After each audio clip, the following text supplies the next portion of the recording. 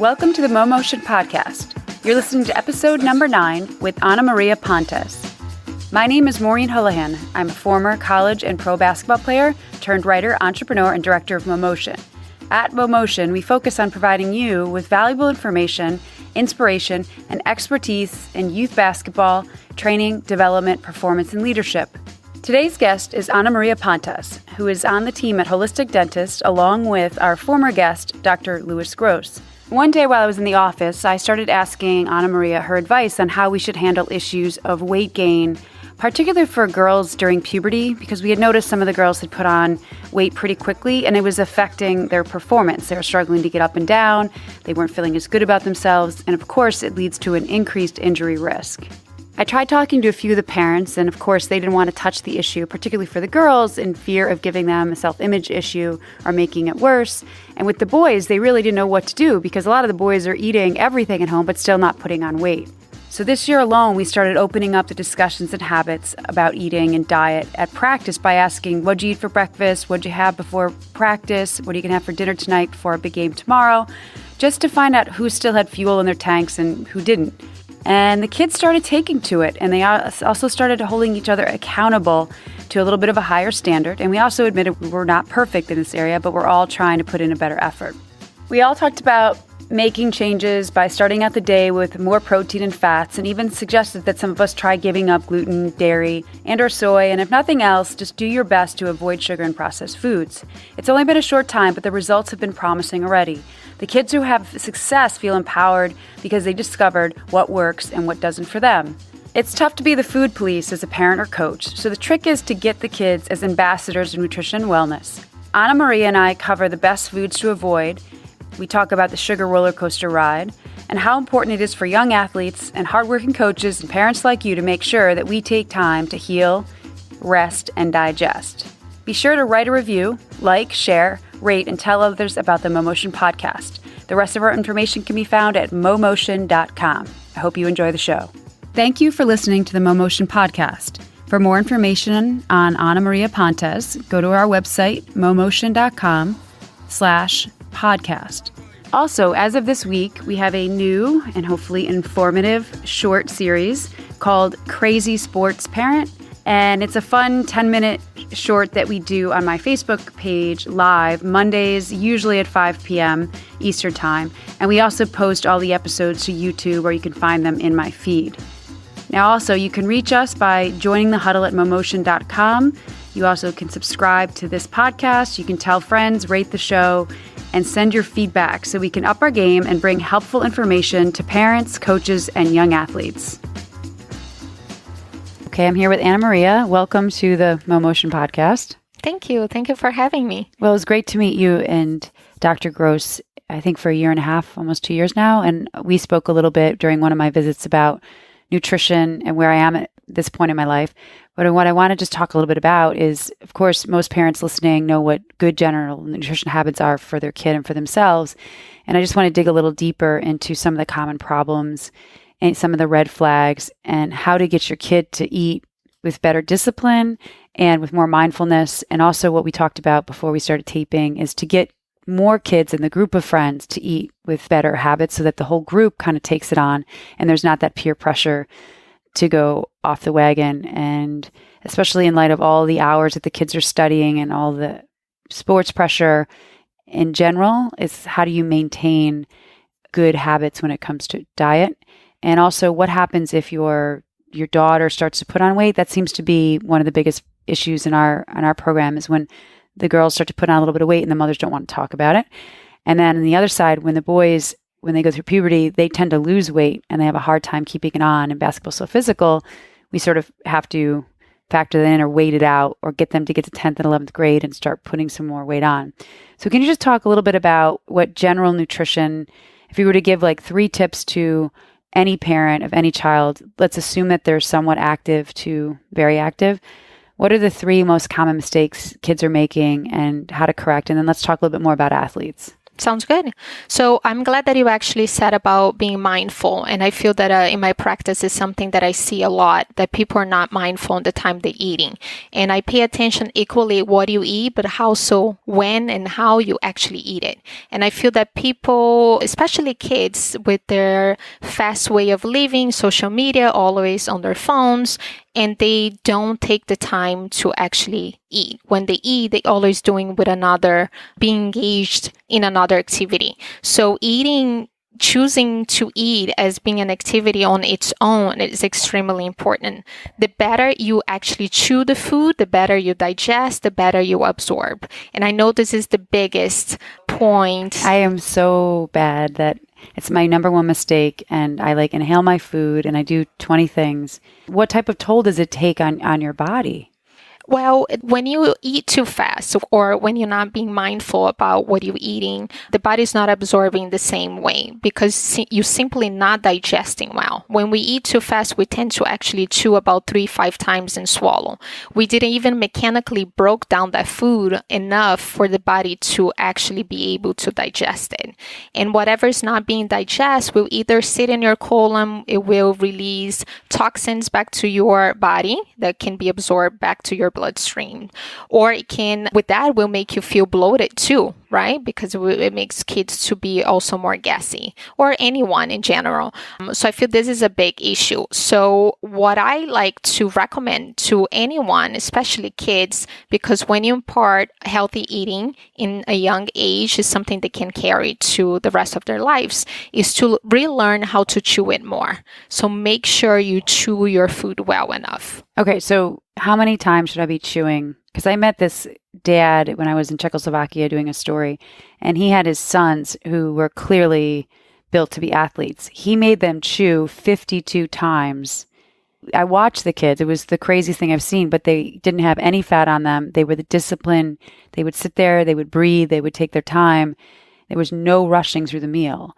So how do you go from 3 to 5 times, which is probably what I do, to 50? Where's the right number? Sure. Well, 52 is actually a great number. No. I usually start recommending let's aim for 20, right? So 20 is more like a number that is still actually scares a lot of people. So the recommendation is to let's build it up over time. Everything in life takes practice. To be a good basketball player, it takes practice, right? You can't just go to the court and expect to score. You need to practice. You need to put the time in and energy.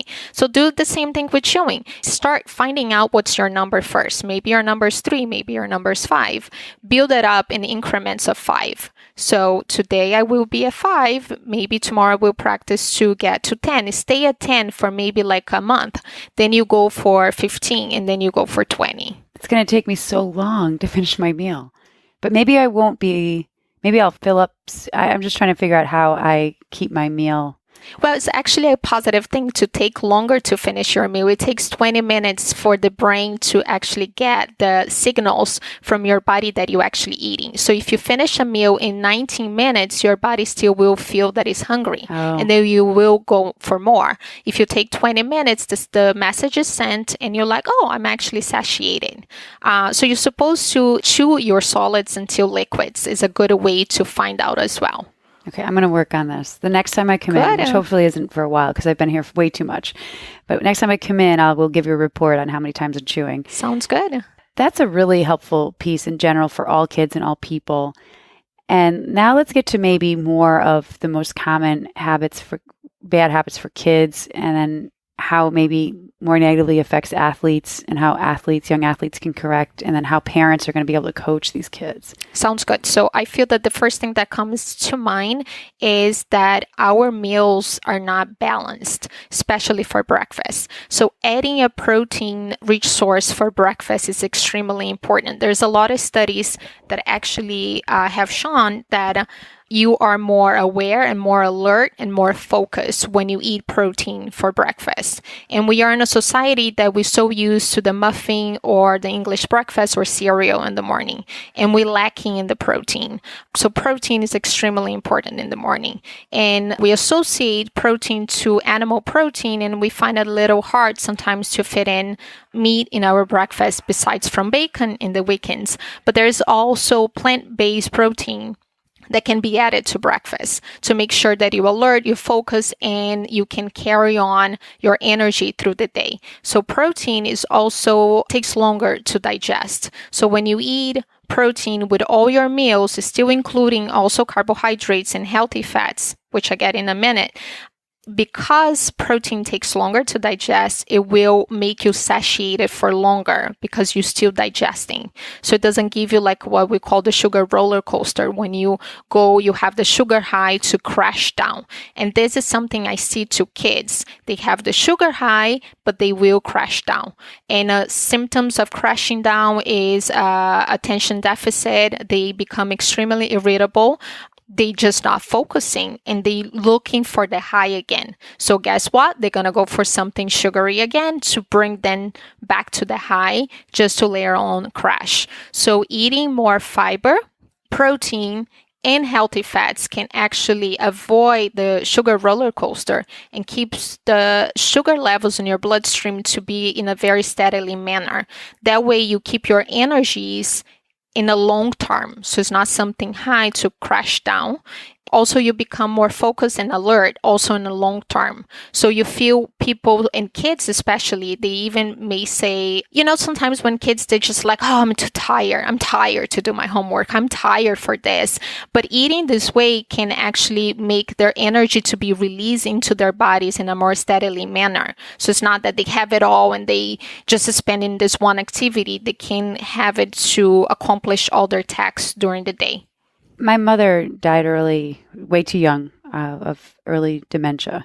And one of the bad habits she had was similar to what you just said about waking up in the morning, eating cereal. She was a nurse, so a donut or a roll, and then run to work and have coffee.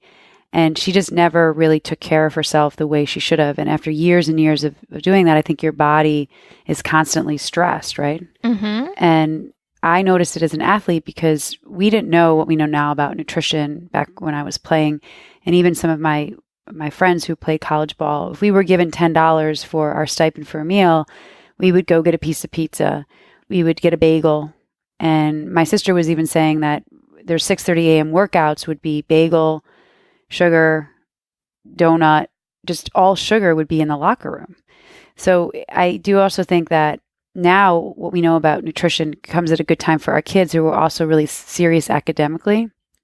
And they're all morning, they're focusing on school, and then they have lunch, and they typically say, I hate the school lunch, right? So what type of food should they eat for breakfast that could maybe help patch through a lunch they're not so happy with? And then we'll get to what other things should they have in their bag. Because I always ask the kids after sprints, when I see who's running hard or not, I say, what'd you have for breakfast? So what should they have for breakfast? Eggs, bacon, what other type of protein that kids will eat? Mm-hmm. So good protein, you mentioned 2 animal proteins. Eggs are actually great. Egg is considered to be a complete protein, so it has all the essential amino acids that you need. Of course, I will always advocate to be organic when possible because it's a better quality. Bacon, once in a while, if it's again from a better quality meat, is also better. And some plant-based protein is also important. So it could be a peanut butter, almond butter. Chia seeds are actually really high in protein. 1 tablespoon is about 3 to 5 grams. And if you get 2 to 3 tablespoons per day, it can actually add it up. And chia seeds are also high in healthy fats, omega-3, which is an anti-inflammatory. And when you are an athlete, you're actually putting more strain to your body. And in a way, you actually causing an inflammation reaction, right? To build up a bigger and stronger body, which you want to, but on that process of creating the inflammation is recommended to have more of omega-3s, which are anti-inflammatories. So to answer your question, you ask about protein. So plant-based protein. So all the nut butters, if there's no allergies, chia seeds, hemp seeds, sprinkle sesame seeds on a bread with nut butter. Sesame seeds are high in calcium, also high in protein, and kids need that to grow. That's healthy. Great. I'm going to be able to go back to camp tomorrow and say, or even just you can have some chia seeds at camp, right?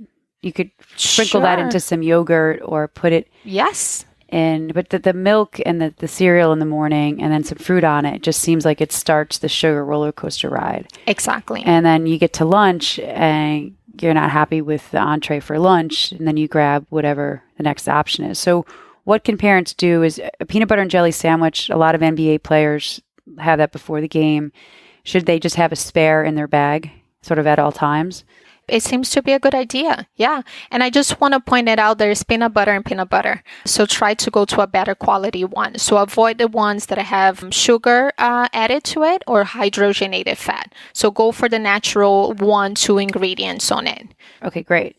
And we talked to earlier before we were taping about some of the red flags of just odd behavior in kids and how it can be tied back to probably nutrition, sleep, and even hydration. So can you just talk about some of, not full flags, but just odd behavior, and then pull it back to some of your patients and things you've seen and how they've improved? I think it goes back to the sugar roller coaster, as I was mentioning. When they eat a sugary food, especially for breakfast, they already start in a very early time in the morning, as you said it yourself, with that sugar high, and then it will crash. They will crash looking for another sugary treat for lunch, and then to the afternoon the same. And when you crash, you actually become very irritable. So the signs are lack of attention. You're looking for the sugar high again. So you feel perhaps lethargic, foggy brain. And for kids, that doesn't go hand to hand to study, right? They need to be alert. They need to focus because they have schooling to do. So I think the red flag would be eating too much sugar, being high, and then crashing down. Okay. And I don't like processed sugar, but I do miss, and I'm pretty good. I no gluten, no dairy, or just a few types of cheeses I'll have. And I've avoided grains, and that's really been helpful. And I just try to keep my carbs low. But I do think my weakness is I go to Hugh Kitchen, which is one of my favorite restaurants. Have you been there? Yeah, I've been there. Yeah. I go there way too much. And I try to be really disciplined about what I eat. However, I do like fruit, and I do like their paleo blondie. So if you are going to go for a little bit of sugar, how many pieces of fruit? And does it all depend on what your blood sugar level is, or how do you determine that?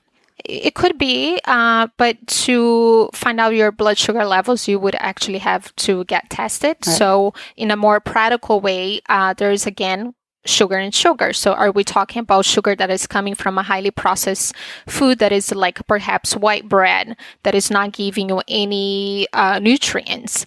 Or are we talking from fructose that comes from sugar, that you eating the sugar? Yes, there's sugar in there. You eating the fruit? Yes, there's sugar in there. But you're also getting vitamins, you're getting minerals, and you're getting fiber from that fruit. Right? So then is a better option. In terms of quantity, we are supposed to eat about 6 servings of fruits and vegetables per day, and 6 to 9. I think they changed to even now trying to go to 13. We're not even making 6. We're not going to make 13. So I feel that like 2 fruits per day, which would be like 3 to 4 servings could be good. And the best time to eat fruits, in my opinion, is actually between meals. Between meals. Okay. Between meals. So you can use that as a snack. Okay. And what about dessert at night? I always feel like if I eat it earlier in the day, if I have my paleo brownie, I'm at camp, so that's my weakness. Mm-hmm. If I have it during the day, I have time to burn it off. I have time to end the day with a healthier diet. Do you think that makes a difference? It can. Some scholars will argue that it doesn't, but I personally think that it's better to have the sugar treat, if you will, have it in an earlier time so you can actually burn it off. But again, if you're having too much, doesn't mean that you can have too much during the day. If you're not burning it off, you're still going to be stored as excess in the body in the form of fat.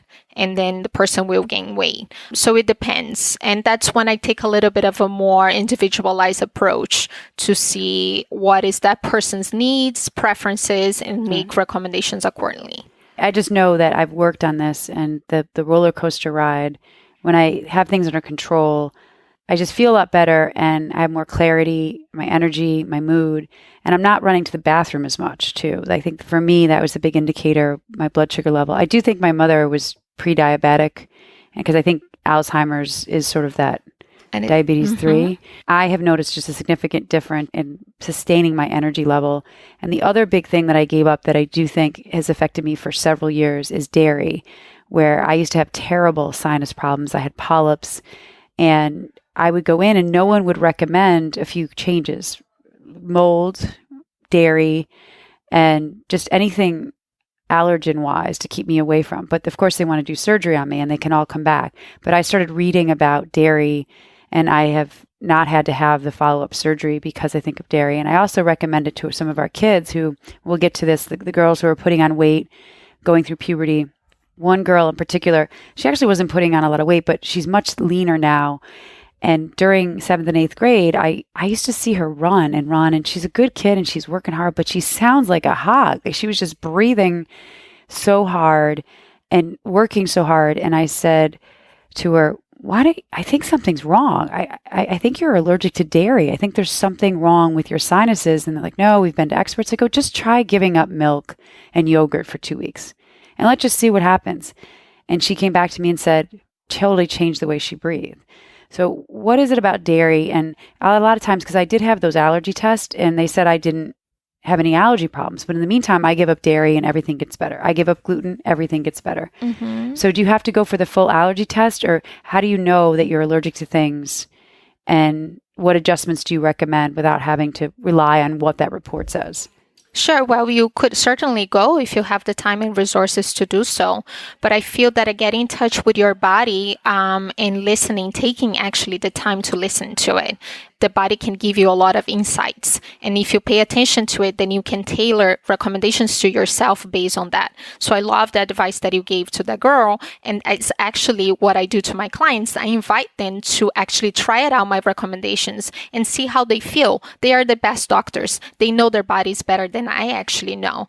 And then after I make this invitation, and perhaps let's go off from dairy for a month and see how you feel, they will feel more empowered to do so, not because I actually recommend them to go off from it, because they felt better, right? They can speak more clearly. They can, they don't have all the congestion here. Perhaps they don't have the infection. Their digestion is better, which actually, since I spoke about digestion, let's talk a little bit about that. Is actually the best way to find out if you're actually having any symptoms or not. So how many times are you moving your bowels for the day? How is the shape of your bowels? Is it well formed? Is it too watery?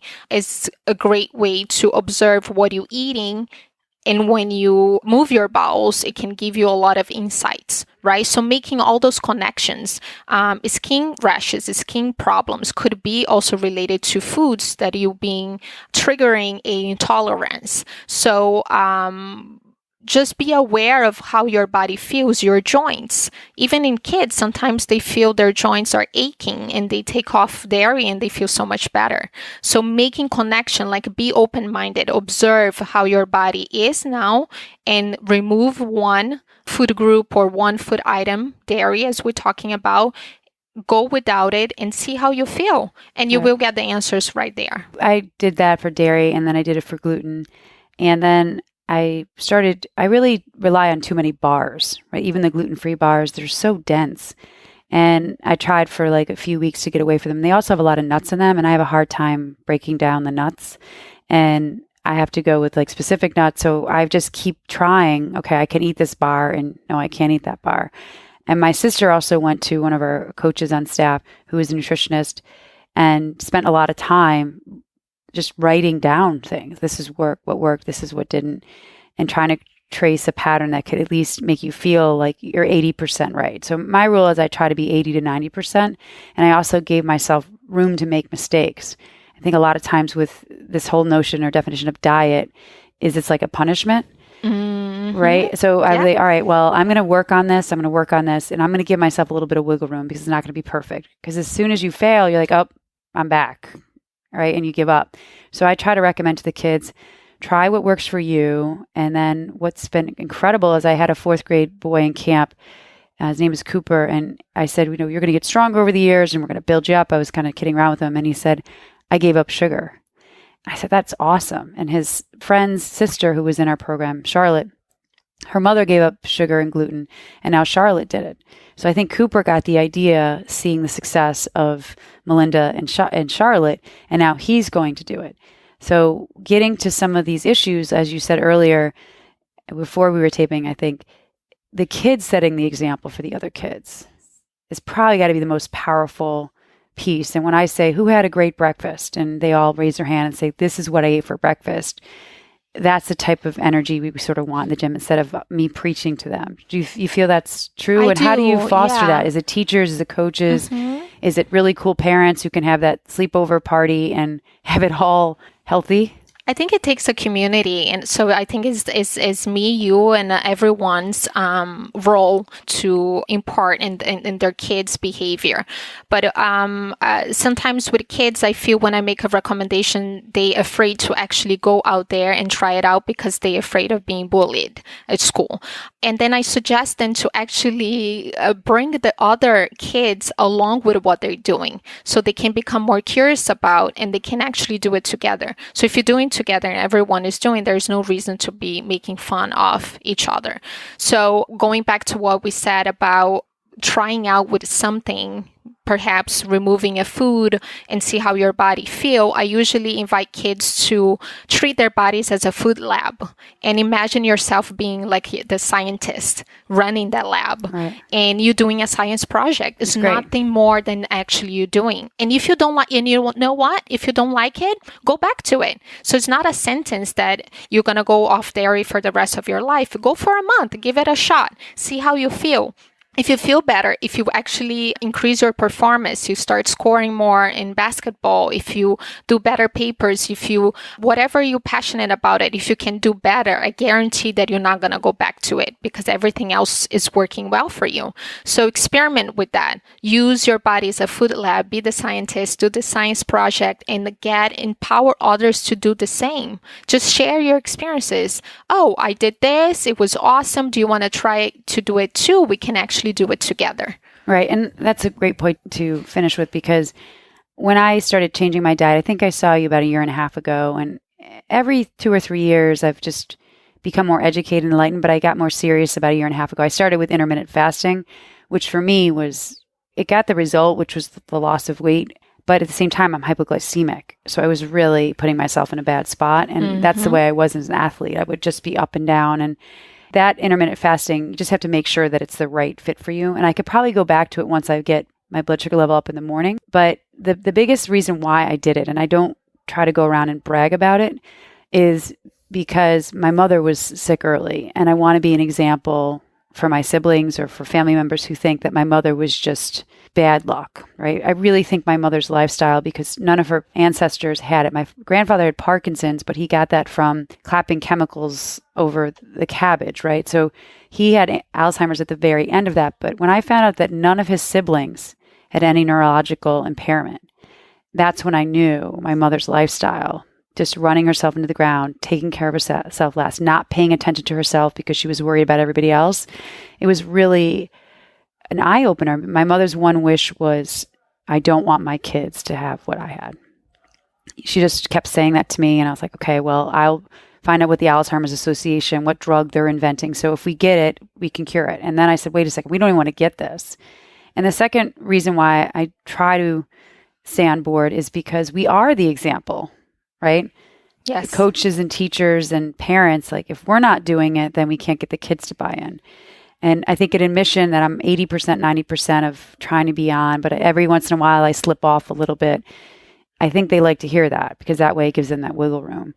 And like you said, if we can have the kids being the example and maybe on our Instagram handle be bragging about Cooper and Charlotte and saying they've been sugar-free for the summer and this is what they say about it, right? Sure. I think it's lovely. Yeah. So make the empowerment, I think it becomes very strong. Like when the kids feel empowered and others are following their lead and they also feeling better, then that's when you start a movement, right? And just to touch base what you said, which is really interesting, even if it was a genetic factor for your mother to have dementia, there is epigenetics, which is what you eat and what you do with your life. So lifestyle practices that can actually either turn on or turn off that genetic switch. I find it to be very empowering to understand that actually the power is in our hands. Right. And I'm saying that because I consult kids in the past that they come from a family where parents are diabetic. So the mom is diabetic, the father is, probably uncles, aunts, grandparents are. So they feel like it's a curse. I'm going to be diabetic. It's just a matter of time. And they don't feel that they can impart in their eating habits, that they don't have the choice even. It's just something that a bomb that will explode sooner or later. And I love to coach them that actually they do have the power to change things. Well, I would love to get some success stories because I think more people have to understand that. And the unfortunate thing is that for children, it's hard for us to do a nutrition component because they're not the gatekeepers. They're not the ones doing the shopping. So until they're 18, they sort of, unless they have enough money in their pocket to go to Whole Foods or to go and pick out foods that work for their body, they're kind of at the mercy of their parents or the school lunch. Mm-hmm. And if we can get more success stories about parents who've changed, who were diabetics, don't want their kid to have it, high school or teenage kids who maybe make it a platform at school and tell those stories, because I just don't think, and that's what we can get to now, is what do I do with these girls who literally, it's usually 8th grade when they're testing into a lot of schools, a lot of boarding schools, prep schools, and schools under a lot of stress. Their bodies are changing. They went through the bar mitzvah and bat mitzvah year, and they've been to parties every weekend and eating a lot. There's some of the girls you can see in 3 to 4 to 5 months then put on 15 to 20 pounds. And I know what that would feel like as an adult and how difficult it would be on a daily basis, let alone as an athlete. So I typically try to go in early when I see it happening, because the mothers don't want to go to their daughters with it, or they don't know what to say. So what do we do when we have a weight gain issue where kids are not following the basic rules? So when it comes to girls in that scenario that you're talking about, I feel there's two things. One, they are afraid of eating fat foods, right? Or foods that are high in fat, because we have this mentality that fat will make you fat. That's something that it became from the late 70s, 80s, and probably their parents also feel that way. And sometimes when they see that their kids are putting a little bit on weight, the first solution that they find is to go everything fat-free. I love fat. Like, fat has changed my life. I lost weight eating more fat. That happens, Changed my life. I'm like a different person because I stopped with that mentality. Dropping the carbs down, or just eating healthy carbs, eating more fat was just the biggest game changer for me. I got to throw that in. And the no dairy, so I'm a bit difficult. But I think you're absolutely right, where the fat will make me fat. And then what about, how do you get the carbs? Because I do think that even if you go to fat, but you're still eating the carbs, it's not going to put you in a better spot. Well, I don't actually advocate for removing a food group completely. So you need carbs, right, but there are the healthy ones and unhealthy ones. Okay, so what's a kid? French fries. Are sweet potato fries better? Not necessarily. There's so many factors on it too. Right. It could be better because actually sweet potato happens to have a little bit more fiber than the white potato. But it's also where is that fried food coming from? Which oil are they using? There's so many. So what oil should they be using? Variables. I've gone to a few of my restaurants and they say they're organic and healthy, and I'm like, what oil are you cooking with? Because if you're cooking with olive oil and it goes over a boiling point, exactly, it's toxic, right? It becomes toxic. Yes. So what oil can you cook sweet potato fries in that's healthy, and do you have to keep it under a boiling point? That I have a hard enough time in the kitchen as it is. So how do you figure that out? It's a great question. It is actually quite of a challenge, even for me being a professional, to recommend. Canola oil is not a good oil. It's actually a man-made oil. And most of the vegetables oils out there, like cottonseed oil, is extremely genetically modified. I wouldn't recommend that. Corn and soy is also not recommended. So to cook with, the best oil is actually coconut oil, avocado oil. It's not the best. The places where you go, most likely they won't have that because it happens to be more expensive. So they will, to save costs, probably fry in canola oil. And that's what I mentioned in the beginning. I not only pay attention to what you eat, but how you eat it, and also like how is that food cooked, right? How it comes to your table. But that's going back to the girls, I feel that taking this mentality of like eating fat will make you fat is extremely important. When fat is removed from a food, sugar is used to replace, right? And that's when it becomes an issue. So actually teaching them and helping them to eat more healthy fats will help them to curb their cravings, will help them to feel more satiated for longer, so they're not always picking and looking for the sugary food to bring them high to the roller coaster. And the other factor you actually mentioned yourself is the stress. It's actually scientifically impossible to drop off weight when you are in a stressful situation or when you actually stress out. Stress, and don't take me wrong, stress is actually a positive thing in that we evolved as human beings because of stress. We are here as human beings because of stress. Because when we were out in the jungle and we saw an animal, we got stressed out and we actually looked for shelter. So if we were able to now be talking, it's because of stress. So that acute stress is actually good. The problem is when the acute stress becomes chronic stress. So you're always in a state of stress. And when you are in a state of stress, your sympathetic nervous system is always on. And the sympathetic nervous system is the fight and flight. And when that is on, you're not healing, you're not digesting, and you're not resting.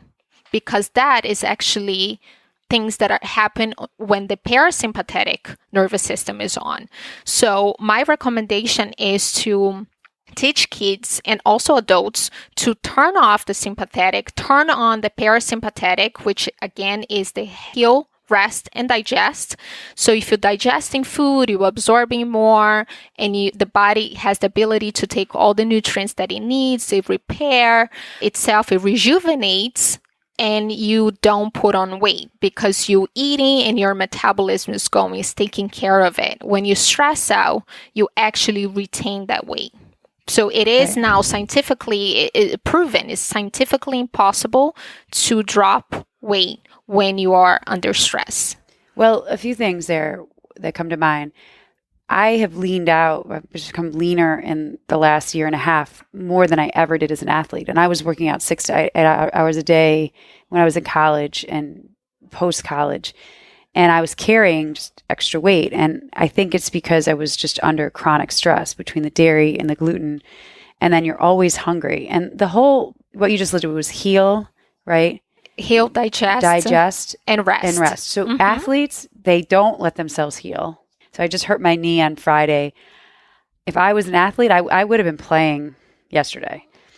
I don't let myself digest because typically I'm working out again, like 2 or 3 hours.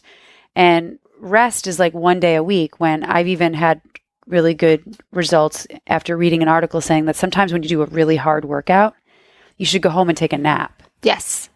I would go from running to to playing to lifting to the training room and just run myself ragged without giving myself any time to recover. So I think it's really hard to change your mentality. And the last piece is this whole no pain, no gain approach, which is setting off every alarm inside of you, aside from the external stress of being in a game in front of thousands of people on TV and your own expectations.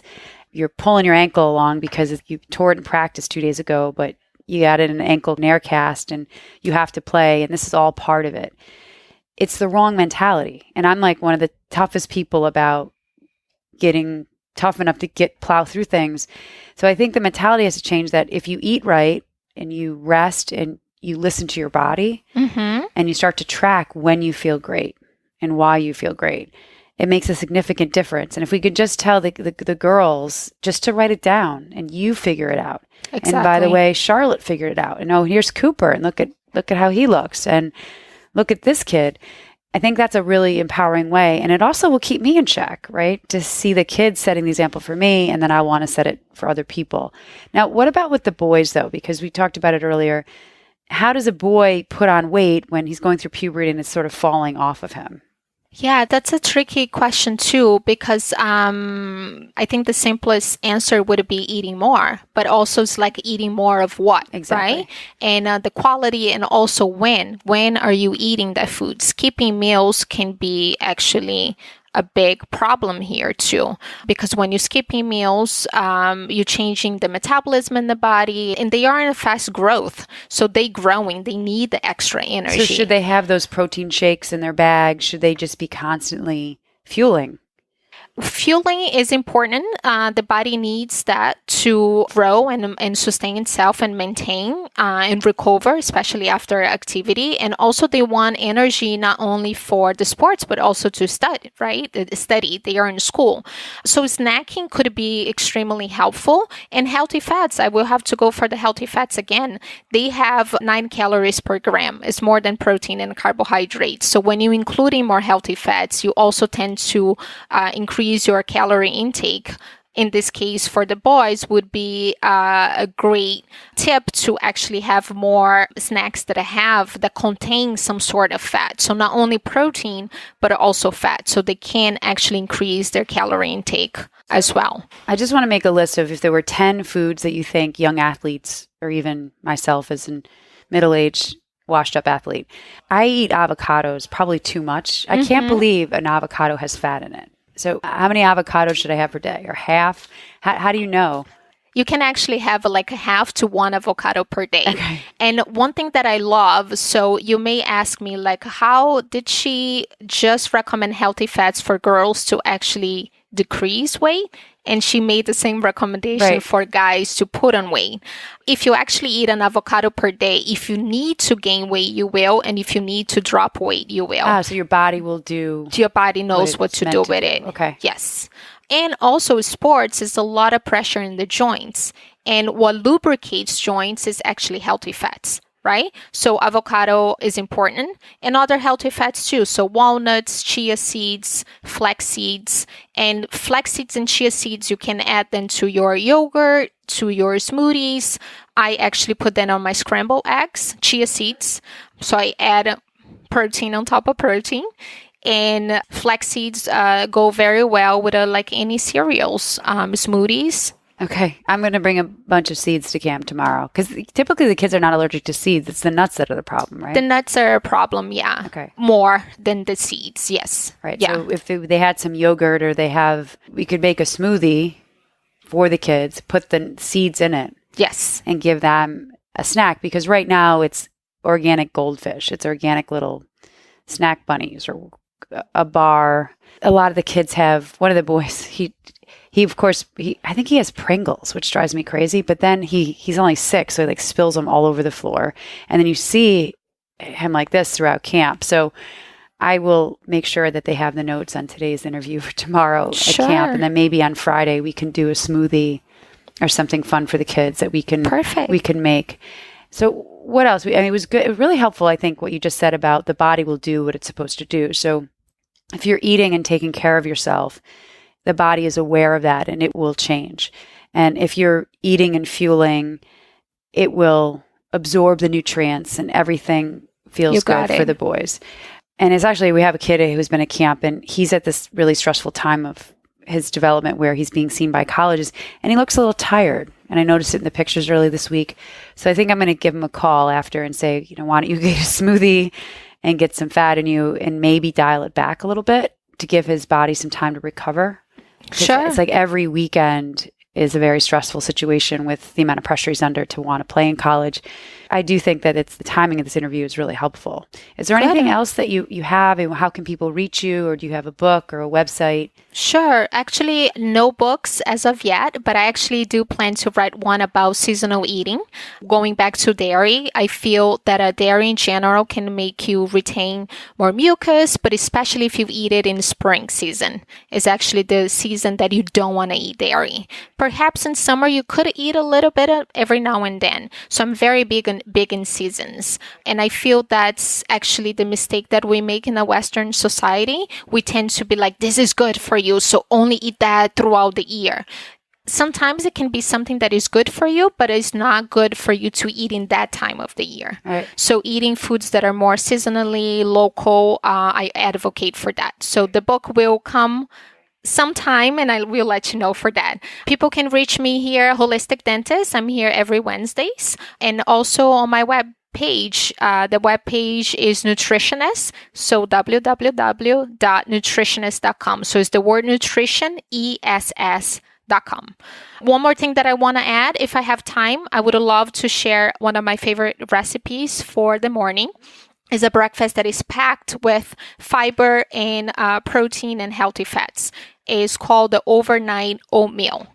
So you can actually get some oatmeal, and if you get it sprouted, it's even better. Get a sprouted oatmeal you can buy. Most stores will actually sell being already sprouted, and oatmeals are actually gluten-free naturally. Oatmeal, you can put chia seeds, flax seeds, hemp seeds, all the three or just one if you just have one, coconut oil, and some raisins, and a plant-based milk. It could be almond, hemp milk, coconut milk, and you leave it in the fridge overnight. The next day, you just grab it and you're good to go. That's great because I do get tired of eating eggs and bacon, and I just feel sort of heavy after a while. So I will definitely go now. I left camp early, which was awesome to come here, and I have some time tonight. I have to go grocery shopping anyway, so I will do that, and I will try to make sure that the kids know about it. We'll put it on the board tomorrow, and then maybe we'll get some of the smoothies in because I do think they like that with a little bit of the berries, and we'll put some of the seeds in there and see how they perform. Sounds good. Okay, Keep thanks me so much. posted. Okay, great. Thank you. Thank you. For more information on holistic dentistry or to reach out to Anamaria, you can visit this website, holistic-dentist.com, or email Anamaria directly at pontes@nutritionist.com. Thank you for listening to the MoMotion podcast. Be sure to subscribe, tell friends, rate the show, and send your feedback so we can up our game and bring helpful information to parents, coaches, and young athletes.